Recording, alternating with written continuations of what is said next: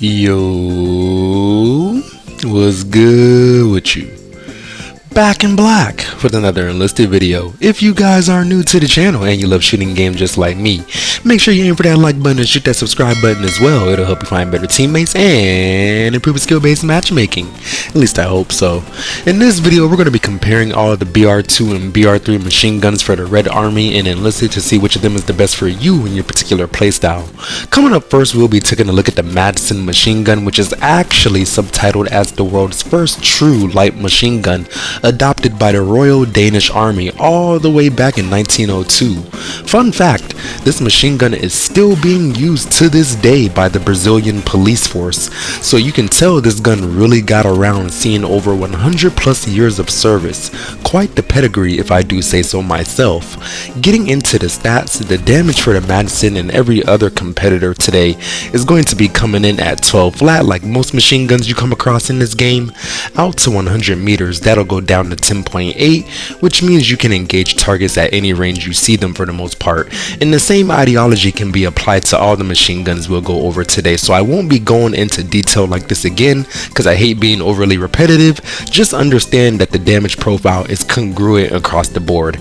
Ironically, the bullet velocity is also cloned across the board at 815 meters per second, which is an awesome stat, in line with the velocity you would find on top tier bolt action rifles, and once again affirms that you can engage targets at any range you actually can, hit them. And speaking of actually hitting them, you won't have to do too much shot leading, if any at all. I'll try not to mention this again either, since these machine guns are holding hands between these stats categories. A category we're finally going to see some variance in will be the rate of fire.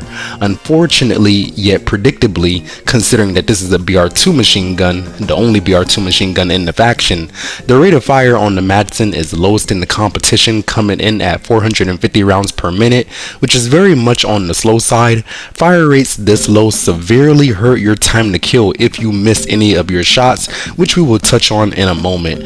But first, I wanted to mention that in order to redeem itself for the slow shooting, the Madson has a best in competition reload speed at 3.2 seconds empty, which isn't the best in the world, so I do highly recommend doing partial reloads with this weapon to cut that down by approximately 1 second, give or take.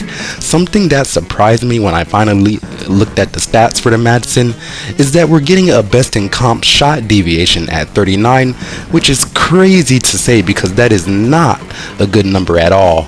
This harkens back to what I was saying earlier about how easy it will be to hit someone with the Madson despite the good damage and velocity, particularly at medium and long range when you consider how huge your cone of fire is going to be, coupled with how long it takes you to send multiple bullets out the barrel of the gun. You're liable to miss, which is tough because the margin of error with this gun isn't very large when riflemen only have to hit you once more often than not. That said, I highly recommend shooting in burst and giving your trigger a break to reset the shot deviation. Something else I'd like to mention or recommend for the Madson is mounting up every chance you get, because the recoil won't be doing you any favors either. Not only are we getting the typical machine gun recoil control percentage at 10%, which can be said for all the LMGs mentioned today as well, we're also getting a nasty recoil proportion at 39 vertical and 21 horizontal, which I will admit is the best in the competition from a vertical standpoint, but is completely negated by the horizontal recoil, which is worse than the competition and harder to control by default, since it's easier to just pull down on your aiming tool as opposed to adjusting for east and west recoil.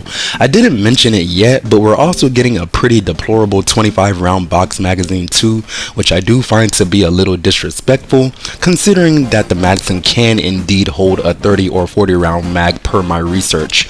But this game already has enough accusations of Russian bias, so I will leave it alone. Something I won't leave alone though is the enlisted descriptions that severely need to be looked at, because according to my research again, the Madson only weighs 9 kilograms, which would make it the lightest in the competition and the obvious pick for the offensive minded player who likes to run around. You would think the devs would get the memo since they also state in their description that the Madson has a lightweight construction to help you fire on the go. So I have to ask, why is it that the weight stat in the game is 11 kilograms, which is not even true, and actually makes it the second heaviest in the competition?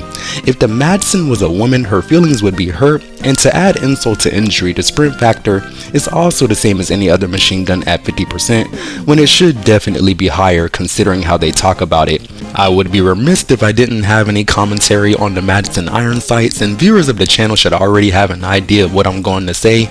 We're dealing with a top-loaded magazine, which is always going to obstruct a good portion of your vision, so that con alone automatically prevents the Madson iron sights from being good in any regard.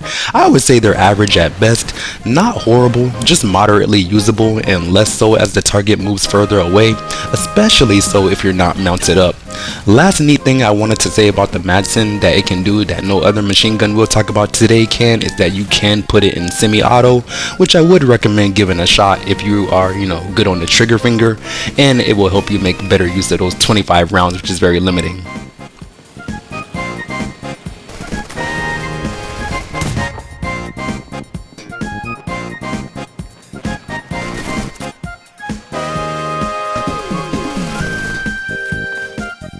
Coming up for contestant number 2, we shall now take a look at the DP-27. I like to call it the dinner plate for fun. It was also nicknamed the record player by Soviet troops for the unmistakable Pan magazine.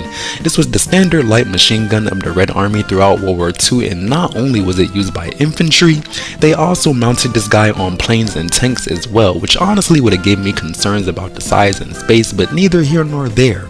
Before I get into the stats, did you guys know they made a sound suppressor for this machine gun that was adopted by the Red Army in 1942? This would be a pretty dope variant to see in the game, perhaps, make it like a premium squad or something, as it would be the only suppressed light machine gun in the game. But anyways, you guys already know the damage and the bullet velocity is going to be the same from what I said earlier, but since this is a BR3 machine gun, we can expect some stat upgrades in certain regards. The first indication is going to be the fire rate, which is going to be tied for highest in the competition at 550 rounds per minute, which isn't even necessarily that high in the general sense, but you gotta take the improvements where you can.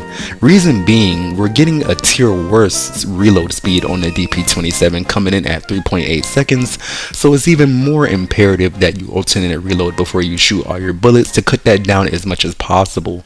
You'll start to wonder just how much of a quote-unquote upgrade the DP-27 is when you take a look at the shot deviation, which is also getting a competition worst stat at 45, so your bullets will definitely be covering a large area with prolonged automatic fire. That said, how long you hold down the trigger should correlate to how close you are to the enemy and how many of them you see in front of you to make good use of those 47 bullets fully loaded, which is a definite upgrade over 25, unlike the Madson. So like I said, you gotta take the upgrades where you can. The recoil for the DP-27 is debatably better than the Madson, and even if it is better, it's only by the most minuscule of margins. I say this because we're getting a vertical stat of 41 and a horizontal stat of 17.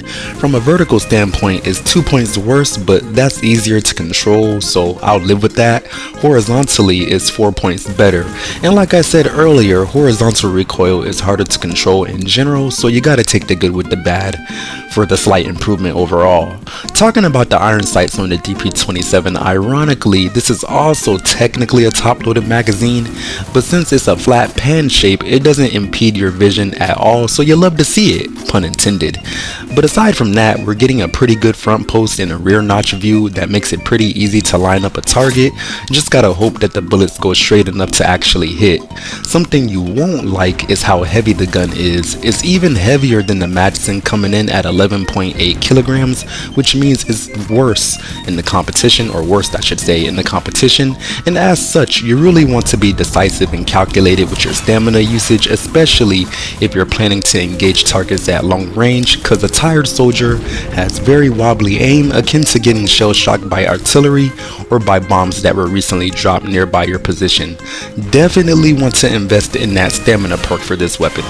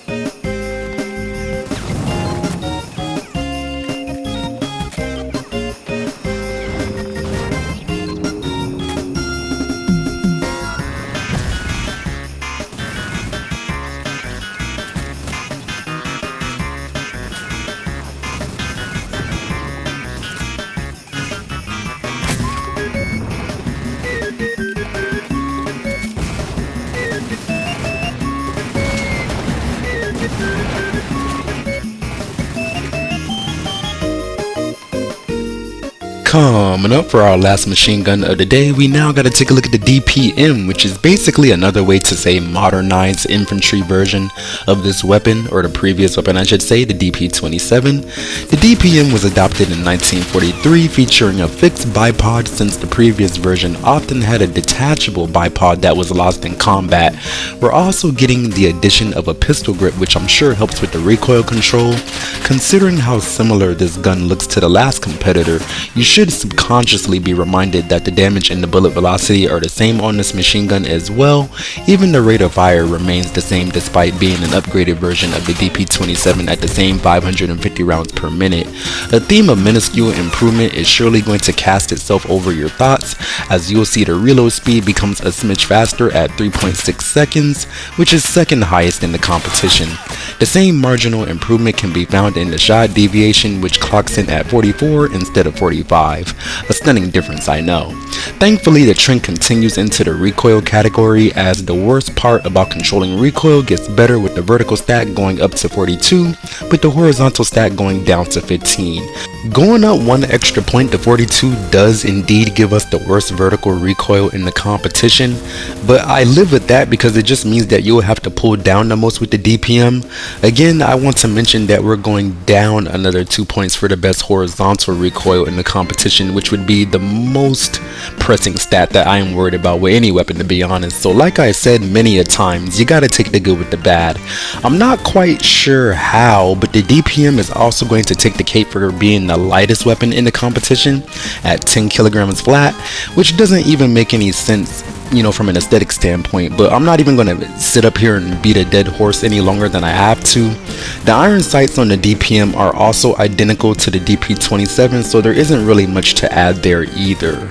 Overall, this is one of those times where it's a little too easy for me to rank these weapons best to worst in my personal opinion, so that means we might need some stat or weapon reorganizing perhaps. Coming in first is easily going to be the DPM.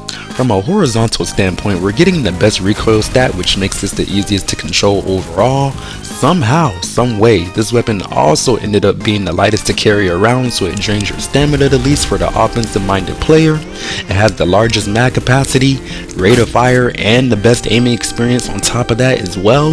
The only thing you're not really winning on with the DPM is going to be vertical recoil and reload speed, and both of those things can easily be accounted for in multiple ways, whether it be perks or weapon upgrades.